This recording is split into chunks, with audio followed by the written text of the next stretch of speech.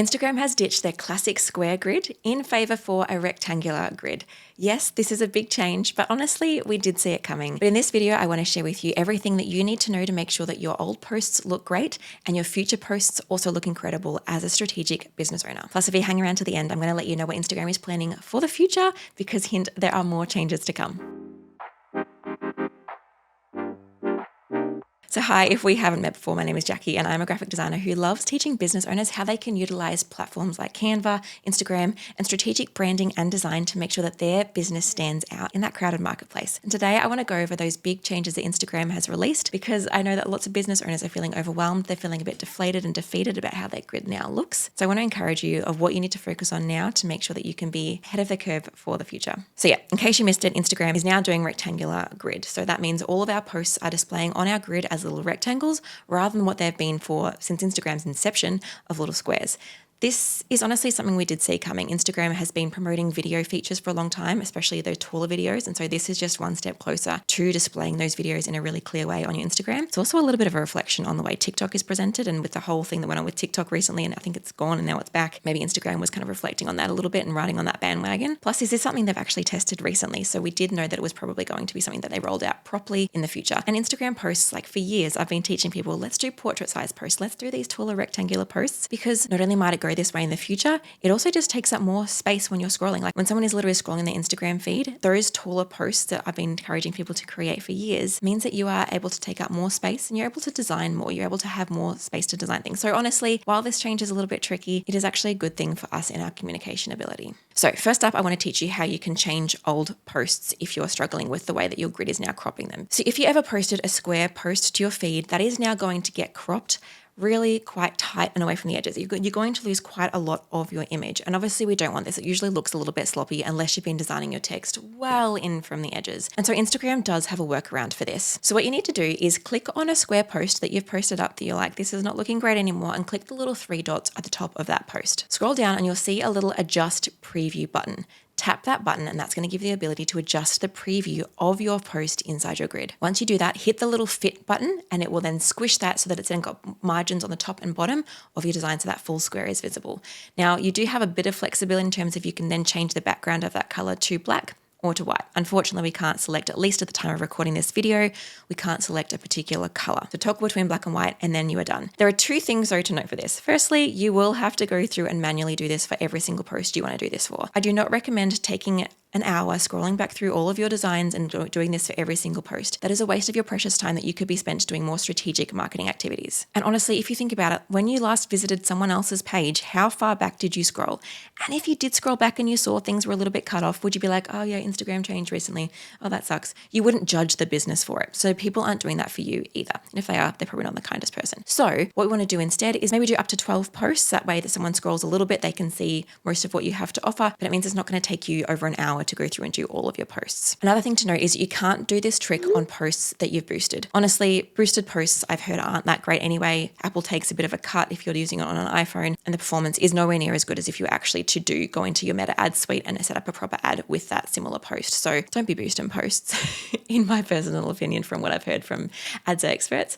But if you have boosted a post in the past, unfortunately, you will not be able to adjust the preview over. So if you can't see it, that's what's happened. And now going into the future, we want to be designing portrait posts. If you've watched any of my tutorials in the past, you will have seen that this is what I recommend. When you open up Canva and hit create a new design, you can just type in here Instagram and you'll see it will come up with some options here. It's still got the square post as an option. Do not click that guy. We want to click Instagram post 4:5. This is the ratio we should be using to post to Instagram from now on for static posts and carousels. The dimensions for this are 1080 by 1350. And the beauty of this is that you don't have to worry about your post being chopped up into a square like we used to have to do when we designed in a tall post, because Instagram grids are now not square, they're long. So that means you can design all over this post and don't have to worry about anything getting chopped off. So this is a post I'm about to post this week. All of this text, the top, the bottom, everywhere in between is going to be visible on my Instagram grid.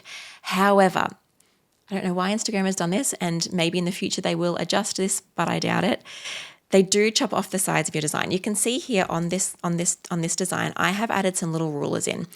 If you want to get rulers on your own design, all you need to do is go to File, Settings, and Show Rulers and Guides. Or if you'd like the shortcut, just press Shift R on your keyboard. Now these rulers show up these little these little rules on top and bottom of your design. If you want to add in a ruler to your design, all you need to do is click on here, click and drag, and it will bring out a new ruler. So me personally, I've added in a ruler here and a ruler here onto my design. This is where I've worked out that Instagram is actually trimming your posts on the edges. Yes, I know that's very, very annoying, but it's what they've decided to do. So we need to make sure that because of this, we don't put any text or any design really, really close to the edges. So if I'll say this one here, for example, this edge of my Instagram icon here will be chopped off on my grid. You're welcome to even go and check out my grid. My handle is whitedeergd, and you can see that not all of this icon is visible on my grid. But if you were to click on the design, you'll see this full thing. So we'll still design to this full dimension, this full shape, but just make sure you keep any important text and imagery out of these edges because it will get chopped on your Instagram grid. For example, I wouldn't bring this text all the way over to this edge or even right up to this edge because it's going to get right up close to the edge, and good design has white space and breathability. So keep things closer to the middle of your design. Now the dimensions for these rulers, if you want to add them into your own designs, is just around 25 pixels is what I've worked out for myself. So you can just, if I just delete this for a second, I'm just going to click and drag and sit this around 25 pixels into my design. You can see up the top there is pointing to the little number 25 at the top. That's letting me know that's 25 pixels away from the edge. I also want to do that on the right hand side as well. So this is around, just for your math, if you're not great at math like myself, this is around 1054, give or take, to the edge of this design. So this is just a rough guide to make sure that you're not putting your text too close to the edges. Okay, so that's what you need to know if you're posting in the future. Instagram portrait size post, which is 4x5, which is 1080 by 1350, and making sure you keep your design just a little bit away from the edges. The next thing to know is reel covers. Reel covers are thankfully probably the easiest of the bunch to do here. So I'm just going to open up my reel cover template. In the past, we had to make sure that when we designed a reel cover, which is a tall design, it's 1080 by 1920 pixels high. This is just an Instagram story size, screen size. It's just standard kind of phone size graphic. And you can just design your reel covers like this. However, I used to teach that you needed to make sure that your main text, your key bits of information, was inside a square. So you see this ruler here and this ruler here. This is a square, and that's where my Instagram grid would be chopping that design. But now we don't have to worry about that as much because I'm going to actually remove these rulers so you can see what it's going to be for the future now. Update my own template as we go. And this ruler here, that's at around 255 pixels from the top, and this ruler here, which is around 1660 from the top.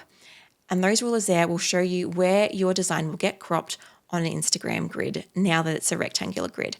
The beautiful thing is, and kind of weird thing, is that your design will not be trimmed at the edges. We don't need to bother putting in these rulers at the side for reels because from the tests that I have done, your reels aren't actually getting trimmed at the edges. So fun fact to know there. Those are your dimensions for reel covers. Something else I wanted to quickly speak to is oftentimes people do what's called a cohesive pinned post. I've actually taught about it in this video here, and unfortunately we can't do it that way anymore because we're trimming off the edges of the design, the pinned posts are now not going to be perfect. You can see this is a past pinned post that I did. Thankfully it wasn't ridiculously cohesive between them, but you can even see this little line that was meant to go between the two designs is no longer cohesive together, that they're not flowing together. And so I'm going to share a tutorial in the coming weeks of how you can redo your cohesive pinned posts, so stay tuned for that tutorial. Now to my opinion as a graphic designer on this change. I've seen a lot of people up in arms being like, oh, why did Instagram do this? Friends, I don't pay to use Instagram. I pay to post a couple of ads on it sometimes, but overall I don't pay to use Instagram. Instagram can do whatever the heck they want. For them, they're making me money because I'm posting on their platform and they've got my audience there and it's really great. It's a great system for me. I don't have a say in what they do. All I can do as a business owner is roll with the punches. Say, okay, this is a new change. This is how I'm going to implement it. This is a new change. This is how I'm going to implement it. There have been thousands of changes to all of the platforms that we use over the years. And every single time people go, oh, what. And then they get used to it. And then the next change comes. They go, oh, what. Just embrace it. That's what happens in business. Things change. We have to embrace it. As business owners, we need to look at the changes and make the appropriate tweaks in our business to make sure that we're implementing things in the most strategic way possible. So Instagram has changed to rectangles. Start posting as rectangles. We'll be okay. The grid will take a little while to get used to. I am frustrated that my grid doesn't look as pretty in my head as it used to because I was so used to squares, but it still looks fine. It is what it is. My post for portrait is actually a lot easier, so I'm happy with how my grid looks. I'm just not used to it. It's a change I'm going to get used to. Similarly, if anyone should be annoyed, I posted a tutorial on Friday and the update came out a few hours later to the rectangular grid on how to design your Instagram grid, and I taught it all about squares. And yes, that was very annoying, but thankfully the principles that I taught in that video still apply to how your Instagram grid should look because, hint, it's not about your aesthetics. It's not about having a perfectly curated grid anymore. That is long, long gone. It's all about authentic and strategic content that has really strong elements of your brand in it, but not overly curated perfect posts all the time. If you want to catch that video, I'm going to link it here, because in that video, I share what I call the 2-5 method, which is all about what is working in 2025 to post your grid. And yes, I do share square examples, but the principles apply just as much, if not more, to rectangular posts as well. Right, and now to what Instagram is planning for the future. Firstly, as I mentioned before, when we changed the fitting on your feed of the square post to have more space on the top and bottom, Instagram is going to continue to allow us to change the look of our posts and our cropping. I think we're going to get a little bit more customizability here, where we can change the alignment and the balance of where our designs are displayed on the grid. Instagram also plans to move your highlights to the grid. So you know how on Instagram right now we have little circles of our highlights. Instagram's planning on changing these. So keep that in mind if you are working on your highlights right now. Maybe don't invest a ton of time into them unless you know they're going to get a lot of views before this change comes out. Some of these changes, Instagram has said, might take months to come out, and they might not even do some of them at all, but they wanted to let us know, give us a bit more of a heads up than they did with the rectangular grid thing. So we will be able to have our highlights in our grid instead. And finally, they plan to give us control over what the grid looks like so we can move posts around, which is really exciting. So thanks for joining me for this episode. I hope you found it really useful. Let me know in the comments, and make sure you hit subscribe to catch more tutorials, especially on those pin posts and future things to come. See ya.